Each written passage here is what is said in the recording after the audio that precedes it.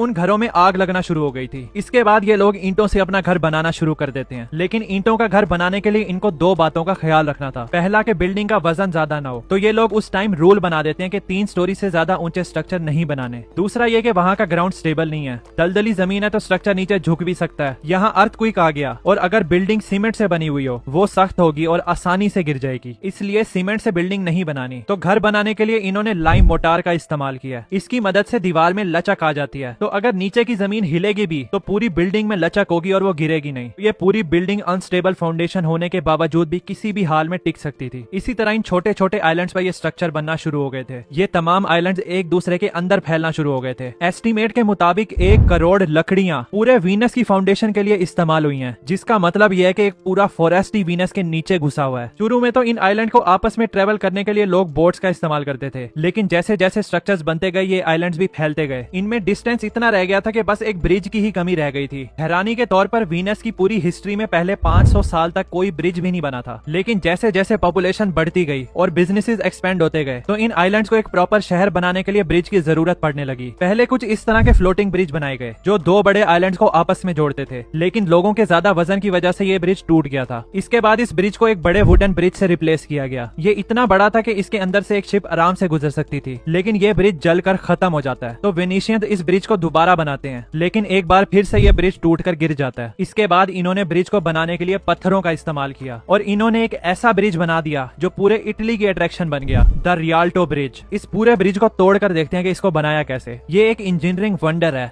10,000 ton का bridge 12,000 लकड़ियों की पाइल्स पर टिका हुआ है। इन पाइल्स के ऊपर कंक्रीट के ब्लॉक रखे गए और फिर उसके ऊपर दोनों तरफ पत्थर रखे जाते हैं। ऊपर 29 मीटर ब्रिज को लाइमस्टोन के ब्लॉक से बनाया गया है। इस ब्रिज के अंदर पानी और गैस